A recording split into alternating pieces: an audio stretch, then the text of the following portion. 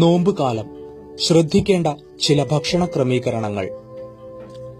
മാസങ്ങളായി തുടരുന്ന ജീവിതക്രമത്തിൽ നിന്ന് പൊടുന്നനെ ഒരു മാറ്റമാണ് റംസാൻ കാലത്ത്. മനസ്സും ശരീരവും ഒരേ പ്രകാരം പങ്കുചേരുന്ന ആരാധനാ കർമ്മമായാണ് നോമ്പുകാലം വിശേഷിപ്പിക്കപ്പെടുന്നത്. കേൾവിയെയും കാഴ്ചയെയും ചിന്തകളെയും പ്രവൃത്തികളെയും പുനഃക്രമീകരിക്കുകയും ശുദ്ധീകരിക്കുകയും ചെയ്യുന്ന സ്വാധീന ശക്തിയാണ് റംസാൻ വ്രതം. ഇക്കാലത്ത് ശ്രദ്ധിക്കേണ്ട ചില ആരോഗ്യ കാര്യങ്ങൾ, ഭക്ഷണ ക്രമീകരണങ്ങൾ എന്നിവ ഏതെല്ലാമാണെന്ന് നോക്കാം. നേട്ടങ്ങളുടെ ഉപവാസം. ആരോഗ്യശാസ്ത്രപ്രകാരം ശാരീരികമായ മിക്ക രോഗങ്ങൾക്കും പ്രധാന പരിഹാരമാർഗമായ ആമാശയ ശുദ്ധീകരണത്തിനും ദഹനേന്ദ്രിയ വിശ്രമത്തിനും ശാരീരിക സന്തുലിതാവസ്ഥയുടെ ക്രമീകരണത്തിനും ഉപവാസം വഴിയൊരുക്കും. ഉപവാസം കൊണ്ട് ആത്മീയ ഗുണങ്ങൾ മാത്രമല്ല, ഭൗതിക നേട്ടങ്ങളുമുണ്ട്. ആരോഗ്യ സംരക്ഷണത്തിൽ ഉപവാസത്തിന്റെ സ്ഥാനം പ്രധാനമാണ്. തുടർച്ചയായി 12 മണിക്കൂറിലധികം പരിപൂർണ ഉപവാസം അനുഷ്ഠിക്കുന്ന ആളുടെ ആമാശയത്തിലെ സൂക്ഷ്മശിരാസന്ധികൾ ഭേദിക്കുകയും അസിറ്റോണിന് സമമായ ഒരു രാസപദാർത്ഥം ഉണ്ടായി അത് രക്തത്തിൽ വ്യാപിക്കുകയും ചെയ്യുന്നു എന്ന് വൈദ്യശാസ്ത്രജ്ഞന്മാർ തെളിയിച്ചിട്ടുണ്ട്. ഈ രാസപദാർത്ഥം ദഹനക്കേട്, കുടലിനുണ്ടാകുന്ന വ്രണം, അതിസാരം തുടങ്ങിയ രോഗങ്ങളെ ഇല്ലാതാക്കും. മനസ്സിൽ വിരിയുന്ന സന്തോഷം.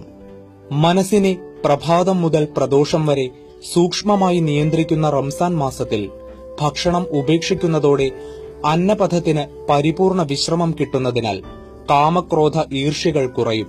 വാക്കുകൾ കൊണ്ടും മനസ്സുകൊണ്ടുമുള്ള തെറ്റായ പ്രവൃത്തികൾ ഉപേക്ഷിക്കുക വഴി മാനസികാരോഗ്യം വർദ്ധിക്കും. എല്ലാ മതങ്ങളും വ്രതാനുഷ്ഠാനങ്ങളെ വാഴ്ത്തുന്നുണ്ട്.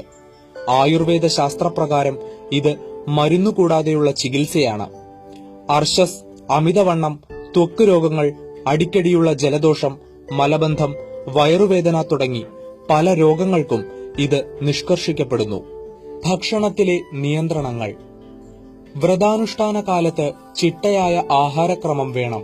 വ്രതത്തിന്റെ തുടക്കവും ഒടുക്കവും ലഘുഭക്ഷണമാണ് വേണ്ടത്.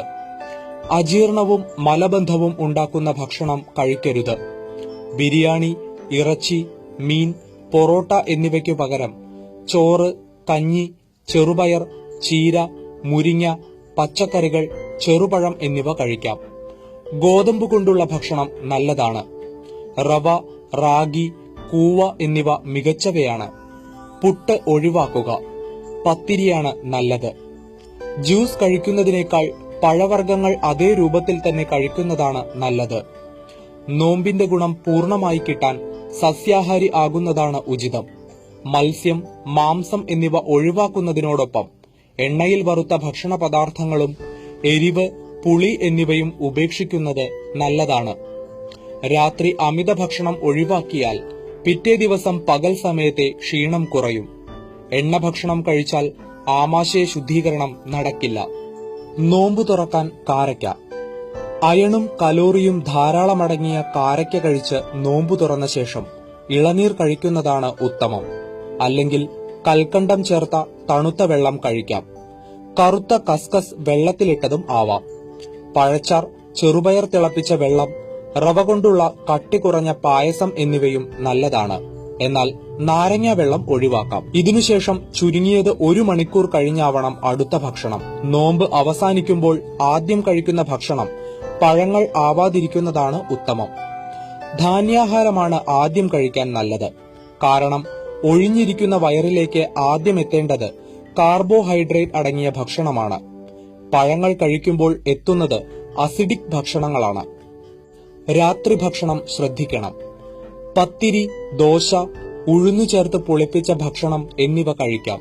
ദീർഘനേരത്തേക്ക് അന്നപാനീയങ്ങൾ ഉപേക്ഷിച്ചതിനാൽ ആമാശയവും അന്നപഥത്തിലെ മറ്റ് അവയവങ്ങളും പൂർണ്ണ വിശ്രമത്തിലായിരിക്കും.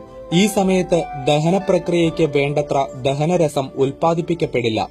അതിനാൽ എണ്ണ കൂടുതൽ അടങ്ങിയ പലഹാരങ്ങൾ, ഇറച്ചി മുതലായവ കഴിച്ചാൽ ദഹനവ്യവസ്ഥ താറുമാറാകും. രോഗങ്ങൾക്ക് ഇടയാവുകയും ചെയ്യും. അതിരാവിലെ ഇറച്ചി വേണ്ട. പുലർച്ചയ്ക്ക് മുമ്പായുള്ള അത്താഴ ഭക്ഷണത്തിൽ ഇറച്ചി, മീൻ, പൊറോട്ട, എണ്ണപ്പലഹാരങ്ങൾ എന്നിവ ഒഴിവാക്കുക. അവ കൂടിയേ തീരൂ എന്നുള്ളവർ രാത്രി ഭക്ഷണത്തിൽ ഇവ ഉൾപ്പെടുത്തുക. അതിനുശേഷം ചുക്കും കുരുമുളകും തിപ്പലിയും ചേർത്ത് വെള്ളം തിളപ്പിച്ചു കുടിച്ചാൽ ഇതിന്റെ ദോഷഫലം ഒരു പരിധിവരെ കുറയ്ക്കാം. ഭക്ഷണത്തിൽ ധാരാളം പഴങ്ങളും പ്രത്യേകിച്ച് കദളി, ചെങ്കദളി തുടങ്ങിയ ഔഷധ ഗുണങ്ങളുള്ളവ വേവിച്ച പച്ചക്കറികളും ഉൾപ്പെടുത്തുക. തിങ്കൾ മുതൽ വെള്ളി വരെയുള്ള ദിവസങ്ങളിൽ ആരോഗ്യം നിറഞ്ഞ പുതിയ അറിവുകൾ നിങ്ങളിലെത്താൻ ഇന്ന് തന്നെ ഈ ചാനൽ സബ്സ്ക്രൈബ് ചെയ്യുക.